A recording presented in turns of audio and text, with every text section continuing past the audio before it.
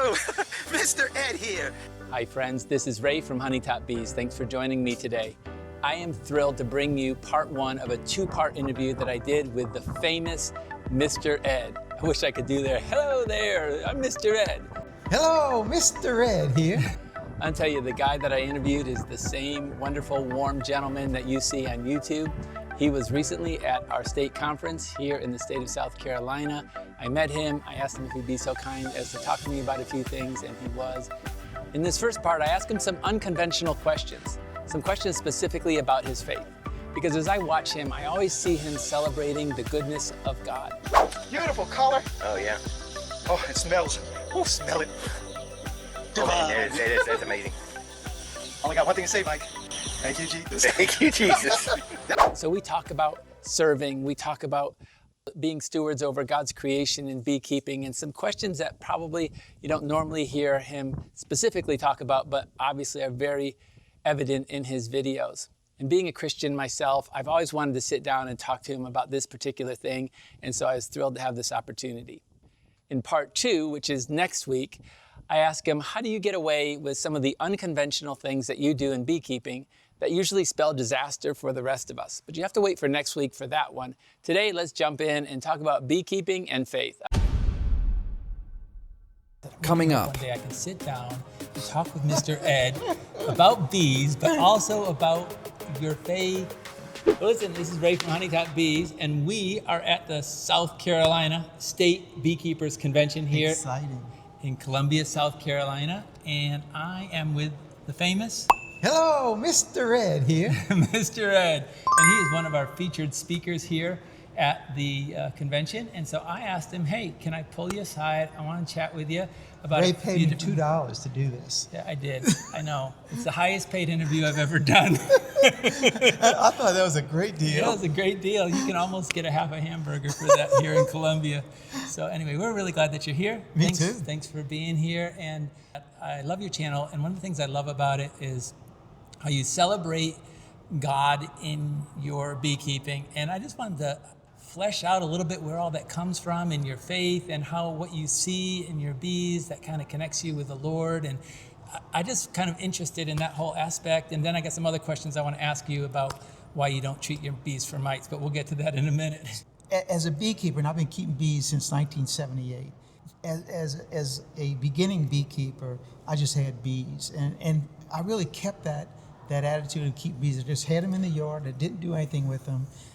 They were just insects, right? Back in 2009, I started going to the Abbey, St. Joseph Abbey, and I began praying, saying prayers with the monks. So I would go to their office. They pray 4 times a day, and I would go twice a day in the morning because I always get there early. I always struggled with the prayers that they were saying. It's just psalms. They're just doing psalms. And I would struggle with it. And then one day, out of the blue, something clicked in whatever psalm it was that was being recited at the time. And I saw something, right? I had this epiphany about psalms and prayer. And it's like everything opened up for me at that point.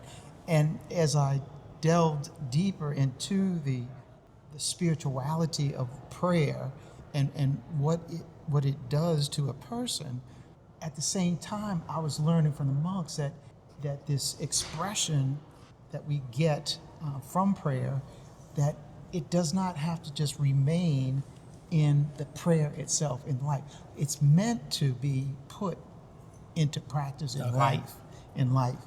So with that, I started looking at what I do in a different light. It should be made that everything that I do, I want it to be an offering.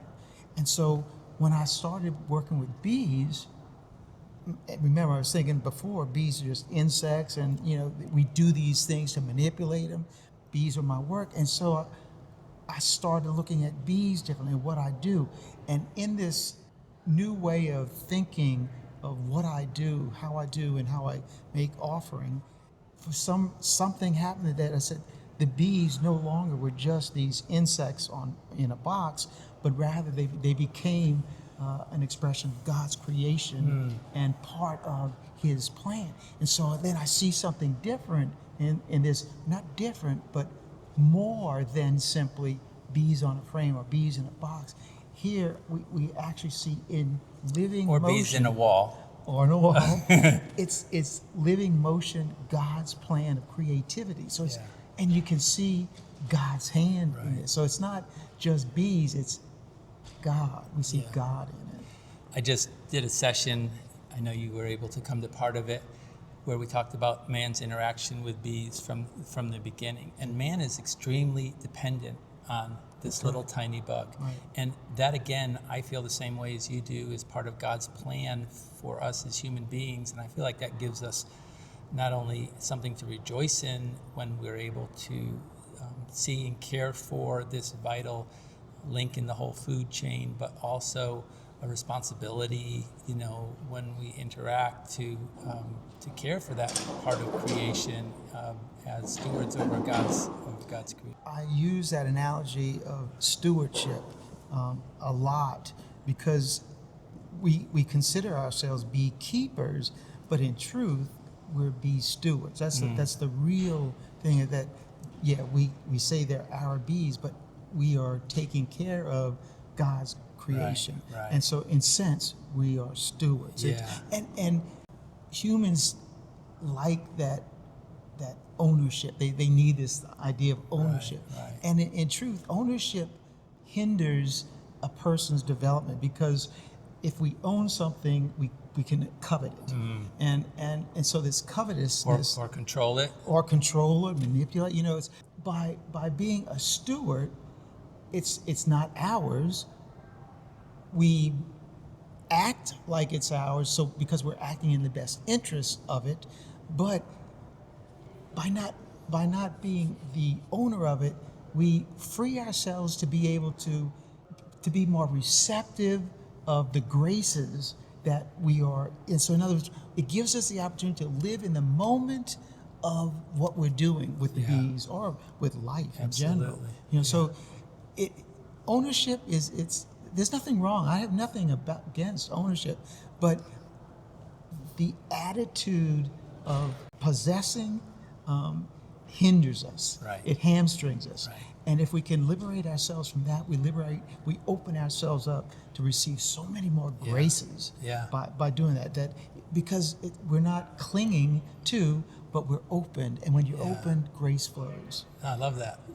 Stewardship is such a good way to look at it, because I think, like, from what you're saying and what I've learned as well about beekeeping, is that when we try to possess them for our own gain, is a totally different approach than we try to manage them even for God's glory or for the system. And in that sense, your purpose has now been redirected, and in that redirection, it's not for self-gain, but just everybody. That's when the steward, everybody benefits from it. So it's no longer a me, but it's a us, and that. If you think about in terms of bees, that's how bees live their life. They don't live a solitary life. They do, but they live a life for the hive. As humans, we live so much for ourselves, everything for ourselves. A bee gives its entirety to the hive. I mean, its life is the hive, and so it does everything for the hive. And what a beautiful analogy if we can put that into practice of our life. So bees can show us so much. I love that. An isolated bee is a dead bee.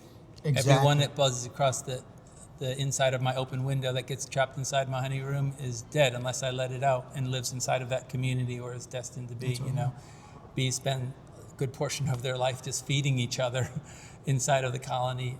An infected bee leaves the hive and sacrifices so it doesn't bring more disease, and like all the stuff you're talking about, like that's how bees live their lives. And when if we could grasp that concept a little bit and learn from that. I like to do public speaking, and I'm working on a thing right now called What We Can Learn from Honeybees. So some of these concepts that you're talking about are kind of some stuff that I've been looking at for a talk that I'm giving for hope to give for a corporate event where things we can learn from honeybees, but the whole aspect of community and all is fascinating. So another thing about bees, and I relate it to monasticism, the way monks live their lives. So monks give everything up. Okay. They give everything up, and they follow the rule of Benedict, or in the Benedictines, and the abbot. Like the abbot would be in a sense, like the leader. Right. But they give all their possessions up.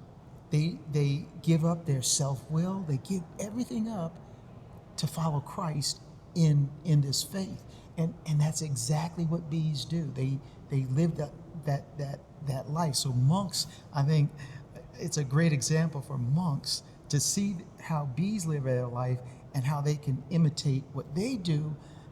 And granted, the bees, the things that they have to contend with are not the same as what humans have to contend with, but the principle is the same. Right. Principle is the same. Right. And it's a beautiful analogy of the way bees live their life and the monks live their life. They follow a same track. Mm-hmm.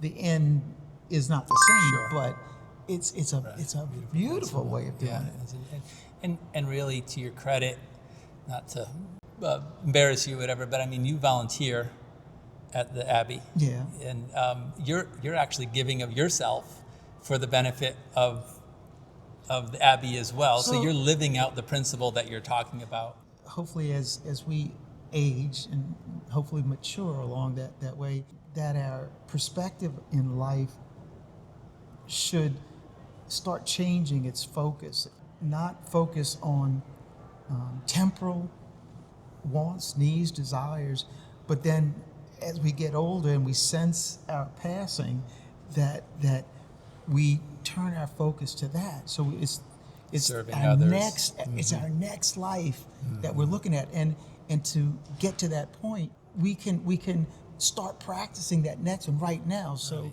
this is the path I'm on, that this thing of self-giving. Yeah.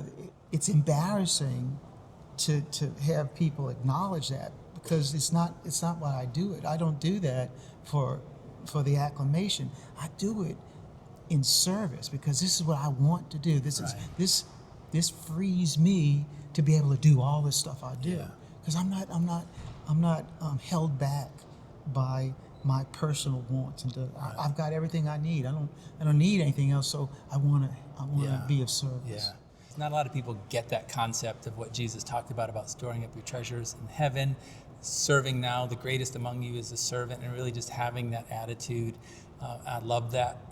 I'd love to talk to you about that in relation to our common love of bees and beekeeping. But It's that's a bee. fascinating. That's a bee. That's exactly what a what bee they do. does. Yeah. It does not live for itself. Right. It has no concept of self-serving. Right. With free will, since we all have free will, I think that's the challenge that we all face. That how do we exercise our free will? Mm-hmm. And man, what a prayer that is to give. Right. Better to give than to receive. Right. Exactly. But we're so accustomed to that self-placation, our self-gratification. Right. And I'm not against it. I'm not saying it's bad, but I think we need to gain wisdom through grace to change that perspective and move away from self-centeredness to an outward awareness. And like you said, that's one of the things we've learned from beekeeping. Yeah. Is the way the hive operates, and lessons for the way God ordered creation, and that we could use a lot more of that as human beings, is the way we live and treat each other. For me personally, it's all rooted in a prayer life, that grounded in prayer, and that means you got to spend a lot of time in this. That grounded in this, that it's going to